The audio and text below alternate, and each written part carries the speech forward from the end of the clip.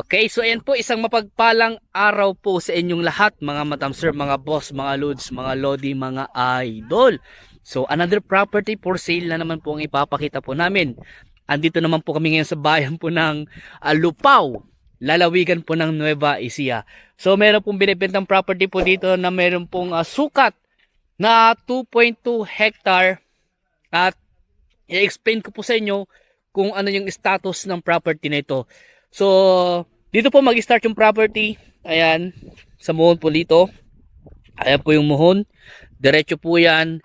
At hanggang doon pa po yan sa bandaron. Yung frontage po niya siguro sa mga 150 meters po, more or less, ang kanyang entrada. At nakaalong cemented road po siya. May power line na rin po dito. At ang source of water po niya dito, flowing po siya. Tuloy-tuloy yung ng tubig, dahil ang tubig po ay galing po sa bundok at malamig po yung kanyang tubig. So may bahay na rin po siya. Ayan, may bahay at may mga part na may bakod na. Ayan po. At ito po yung way po na papunta sa sa town proper po ng Lupao. Mga estimate po namin siguro sa mga 5 minuto o sabihin natin mga 10 minutes more or less na lang po yung time travel po pamunta po sa town proper po ng Lupao. Ayan, dito po yung way. At maganda po yung kanyang view. Ayan, may mountain view po dito. May mga kabahay na rin po sa harap. Ayan. At sementado po ito. Hanggang doon pa po yan. And then, sa papunta po sa town proper po, halos karamihan na po ay sementado. May konting rough road lang po tayong dadaalan. Siguro mga lang po yun, mga 100 meters lang po siguro yung rough road. And then, power line. Naka-install na rin po yung power line. Yung power line naka-install na rin po. So ito po ay may sukat po na 2.2 hectare na mayroon po presyo po dito na 5.8 million. At yun po ang sabi sa amin ng seller po na presyo. At negotiable pa naman po yun upon viewing. Ayan, dahil ang may-ari po andito lang po sila. So ang may-ari po dito kinontak po kami upang ibenta yung kanilang property. So ito po yung bahay, may nakaabang na po na pang second floor po. Ayan, yung kanyang nakatiles na boss, nakatiles yung pader, ay yung yung poste. Ayan, may CCTV na po. May CCTV loob at labas ng bahay, may CCTV po. At yung mga gamit po ay pag-usapan niyo na lang po ni seller yung mga gamit po. Okay, so ito po yung mga dokumento po muna. I-explain ko po sa inyo para at least malaman po ninyo. Ito po, nakalatag na po siya. Nakalatag na po. Sa ngayon po, sabihin namin totoo sa inyo, releasing na po. This week po ata marirelease na po yung new title ng property na ito. So, ang po dito, ito po yung kabuuan po niya. So, sa dating titulo po, ang kabuuan ay 2.6. Ito po yung dating titulo po niya. At ngayon po ay ang nabili po o ang magkakaroon po ng titulo ay 1.7 hectare and 7,400 square meter po ang magkakaroon po ng titulo. So yung the rest po na kulang-kulang 5,000 square meter ay rights po o pagmamayari na po nung may-ari po ng 1.7 hectare po yung nabebenta po ngayon. So, ang kanilang binibenta pong property ay 2.2 hectare. Yung 1.7 lang po yung mayroong titulo. And yung the rest po ay rights lang po. Pero pwede natin applyan po yun. Pwede natin applyan. So, sa ngayon po kasi, kung nakikita nyo po, dito po sa kanyang, ito po wala po siyang title number dahil pa-release pa lang naman po yung kanyang titulo. Okay, and then, yung kanyang amilyar po ay itong taon lang po sila hindi nakabayad. So babayaran po ni seller po yun. At ito po yung plano ng 1.7 na mayroon pong titulo. Ayan, nga. Ito po yung plano po niya. Ayan. Medyo malabo nga lang. Okay. Pero 17,400 square meter po yung mayroong titulo. Okay. So, ayan po. Na-explain, kung may katanungan pa po kayo regarding po sa dokumento ng property nito, tawagin nyo lang po ako at magtanong lang po kayo kung ano pa yung kung ano yung mga gusto niyo itanong regarding po sa dokumento. So, ito po, pasukin natin yung loob ng bahay. Ay, pati yung yung sounds. Okay. So, ito po yung bahay, ma'am. Sir, ma'am, papakita ko po sa inyo yung loob ng bahay. At ma'am, okay lang din ma'am makita yung kwarto. Sige po. Ayan po. Ayan si ma'am po, sila po yung may-ari. Sila madam. So, yung mga gamit ma'am, pag-usapan niyo na lang po. Okay. Pag-usapan niyo na lang daw po nila ma'am. Oo, pag-usapan niyo lang daw ni ma'am kung ano yung mga dapat na dito na kasama sa bentahan. So ito po, meron sa harap po, meron silang dito sa may terrace, meron po silang mga dito. Ito, no. Video okay, dalawa. At may dalawang ref dito. Ayan, at naka-owning type yung bentahan din sa harap at naka po yung pintuan, tawag dito? Naka-grill, tawag dito? Screen door. Screen door, yun, screen door. At kahoy yung kanyang pintuan. O yung pangalawang pintuan niya. At ito po yung sala po niya. Ayan, nakabubida. Ayan po. Nakabubida. At meron pong TV. Ayan, naka-aircon pa po yung sala. Naka-screen door. Naka-sliding window. Ayan po. At meron pong sopa dito. Pag-usapan nyo na lang po ni seller itong gamit sa bahay. Kung ano yung dapat na pag-usapan dito. Ayan. Ayan. Tapos may dalawang kwarto po. Naka-PVC wall panel pa. At naka-Korean curtain pa. Oh. Ayan. At ito po yung unang kwarto po. Unang kwarto. Ayan. So, ano yan?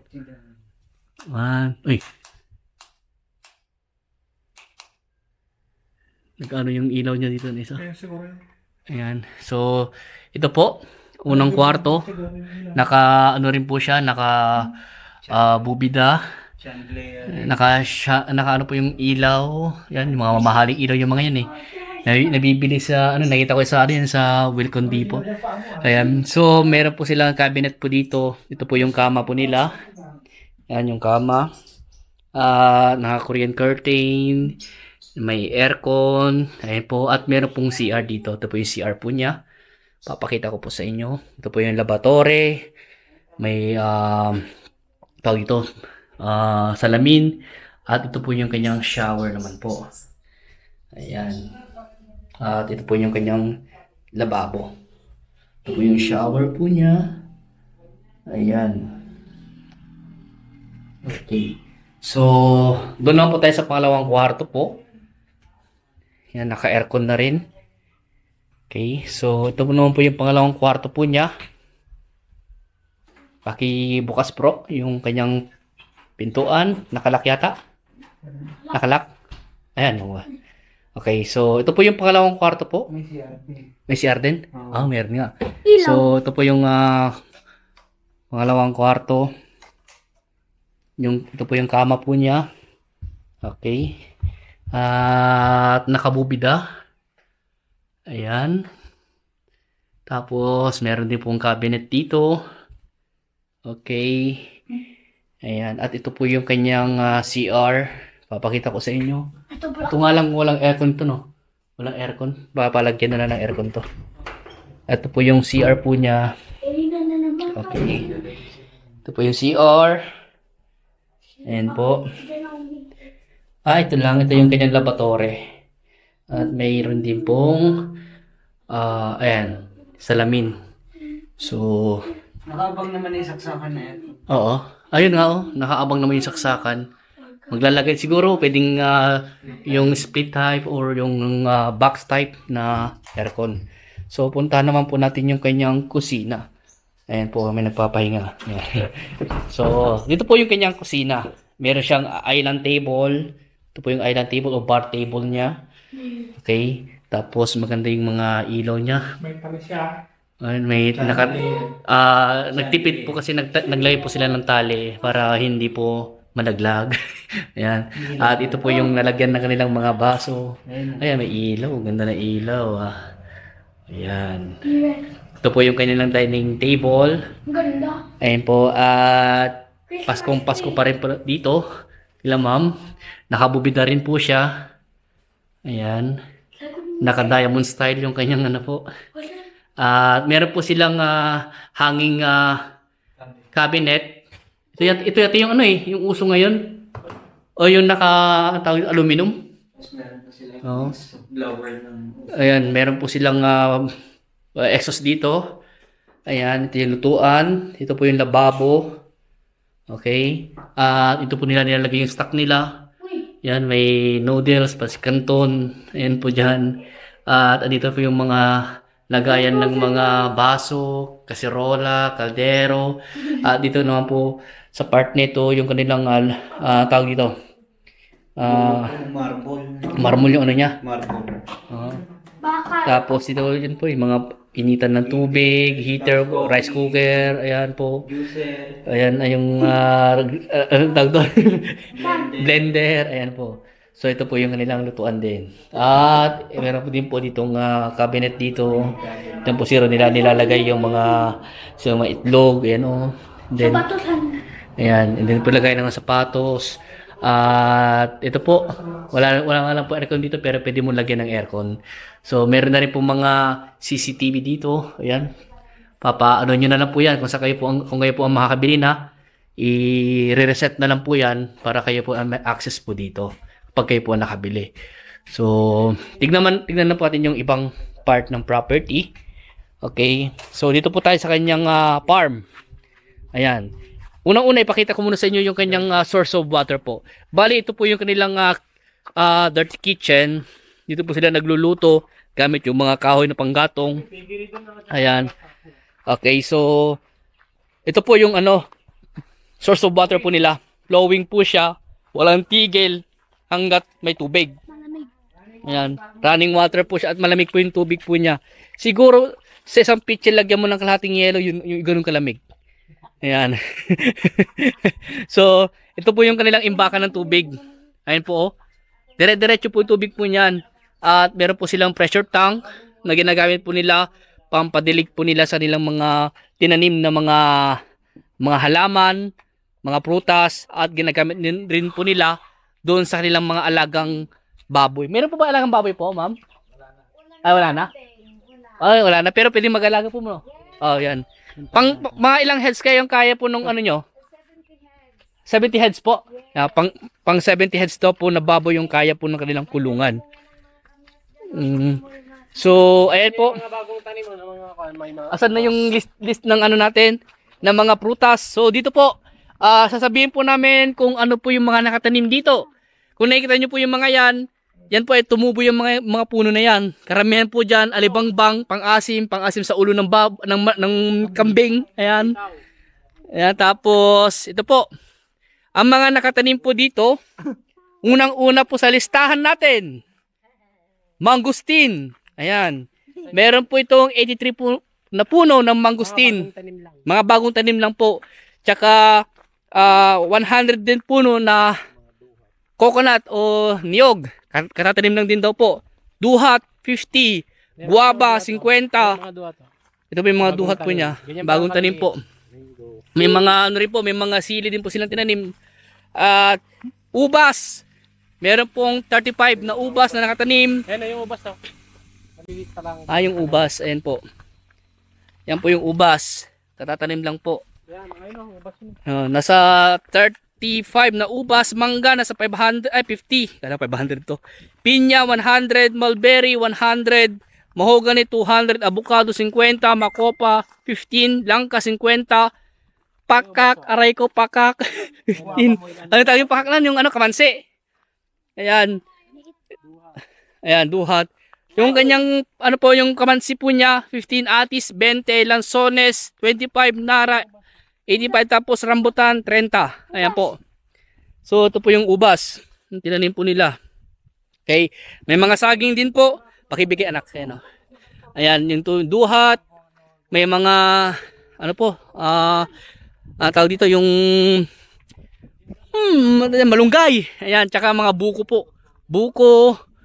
Ayan. So dito po meron silang rest house din sa part na ito. Ano to? Rose ba to? Ay, gumamela. Gamot sa Bailiktang. Gumamela. Ayan.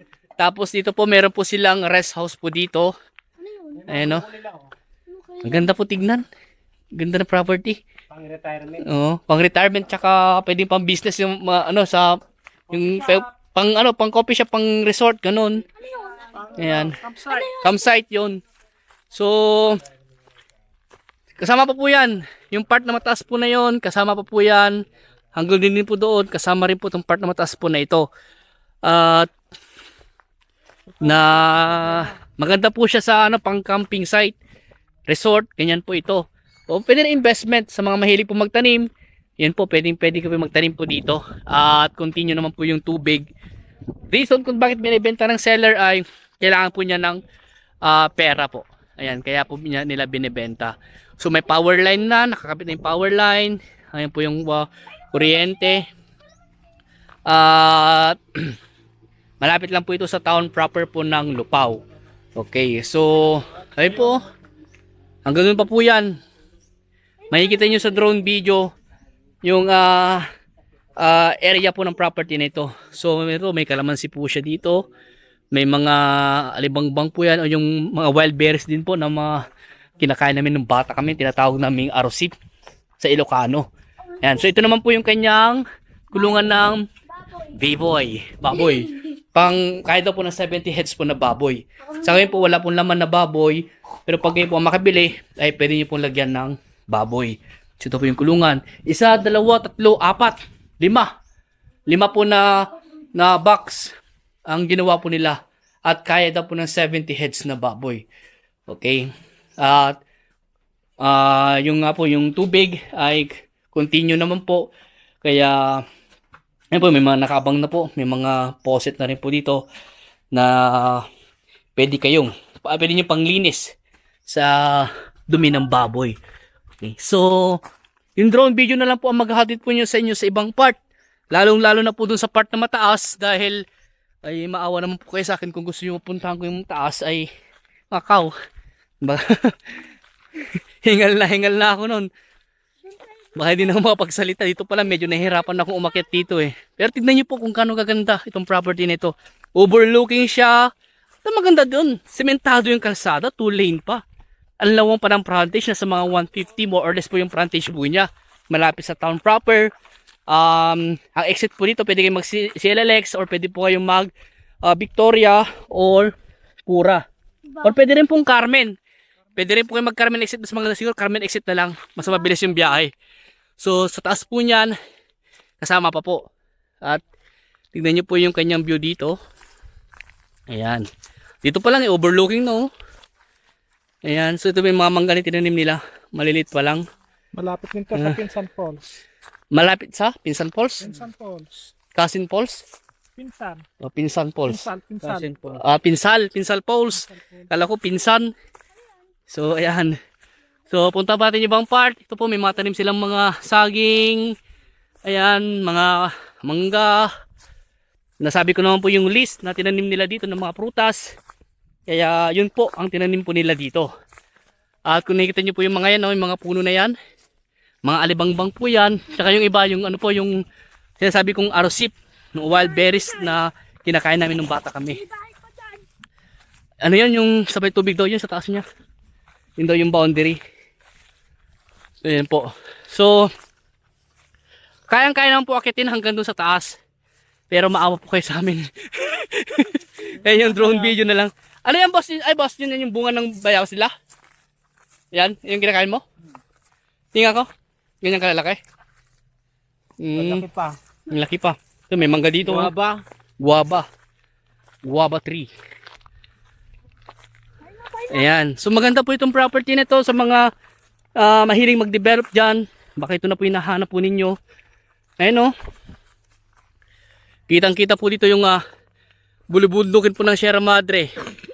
Kung tinatanong nyo po dito kung gumuguho po o landslide, wala po dahil mababa na naman yung part na bundok na ito.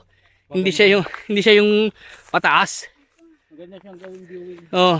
Maganda siyang gawing yung view parang mga view deck ganun. O viewing spot. Ito po. Sa mga sa mga pwedeng tawag dito. Yan. Nagihiningan ako. Ano, sa mga mahilig po mag-develop dyan, pwede gusto niya ng resort, ng coffee shop, o ano man po yung gusto nyong i-develop dito, wag lang pong poultry. Ayan. Dahil may kabahayan na po dyan eh. At marami pa daw kabahayan dyan sa part na yan. Okay. So nakita niyo po yung mga bundok na yan, no? Sierra Madre na po yan. Ayan. Nasa pana na po tayo ng Sierra Madre. At kung tinatanong nyo po kung may NPA, wala po. Dahil malapit lang po ito sa town proper. Sa malinis Ah, yung bundok. tsaka malinis siya. At ito nga po tingnan nyo, may mga power line na simentado ang kalsada. Simentado yung kalsada. Ayan po. At may bahay na, titirahan nyo na lang. At pasok po kahit anong sasakyan, kahit kotse nga dito eh. Kasi konting rough road lang yung dadaanan, no? Mga 100 meters na yung rough road na yun. May bahay pa doon. Ayan. So, Ano pa, Lagundo. yung taas po doon, hanggang doon pa po yan. Pero hindi ko na pumakit po yun. Okay, so dito po kung mayroon po kayong, kung inuubo po kayo, ayan, meron po dito Lagunde. Uy, nangunde. Oo, yan. Ano, kuha ko. Ngayon mo lang. Yan. Yan po yung gamot down sa mga may lagnat, gano'n. So, ito po ay babalik na po kami sa aming mga kasama. Hanggang pa po yan sa banda roon. Kung gusto niyo pa yung pong ipa-relocate survey, okay lang din naman po. Dahil na-relocate survey na po ng may-ari po ito. At pina-approve na po yung plano para magkaroon po ng sariling titulo yung 1.7 hectare o yung 7,400 square meter po. At meron daw sila natitirang mga kulang-kulang 5,000 square meter na sa kanila din daw po yun. Part pa rin po ng property. Pero pwede naman po natin patitulahan po yun. Okay. Ano tawag to? Hindi ko alam kung ano yan. Ang tanto. Ayan. So ito may mga saging oh. Bayabas, banana, saging. Ayan. Tignan mo yung bundok oh. Yun daw. Ayan. Nasunog Diyan nga pa lang. kasi napakaganda. Oh, gumising ganda na, dito oh. ng umaga. Maganda na yung view mo dito. Tsaka tahimik. Ayan, malayo sa pollution. Basta maganda i-develop to. Ayan, tsaka ano na, pwede kayo magtanim ng mga gulay dito kung gusto nyo o ano pa yung pwedeng tanim ba dito. Marami pwedeng tanim dito. Malamig na lugar. Oh, malamig yung klima niya. Ayan po, tanghaling tapat pero hindi po siya mainit. Mahangin pa nga po eh, may hangin pa po, malamig yung hangin po niya. At tingnan nyo, may mga dumadaang mga sasakyan, no? May van, tricycle, kasi may kabahayan pa po sa part na yan. Okay. So, kung may katanungan po kayo regarding sa property na ito, tawag lang po kayo sa akin. At kung gusto nyo mag-viewing, mag-schedule lang po kayo. At ulitin ko po, ito po ay 2.2 hectares. Ang presyo po niya is 5.8 million. At negotiable pa po yun. Tapos yung mga gamit po ng bahay, pag-usapan nyo na lang po nila seller. So, located po itong property nito dito sa Lupao. Bayan ng Lupao, lalawigan po ng Nueva Ecija. Ayan. So, sa mga bago pa lang sa aking YouTube channel, please paki-subscribe po. Sa aking Facebook, paki-follow nyo po ako. Ayan. At maraming salamat po sa patuloy nyo pagsuporta sa akin. So, God bless po sa ating lahat.